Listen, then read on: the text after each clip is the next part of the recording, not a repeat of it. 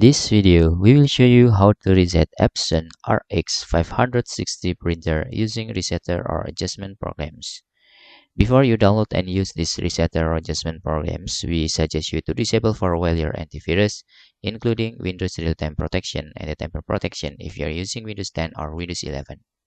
After you download this file, you can just extract the file by right-clicking on the file and select Extract All. Then you can click Extract button here.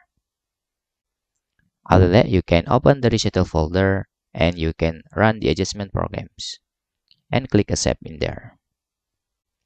Then you can click select button and you can using manual part or you can left it auto selection.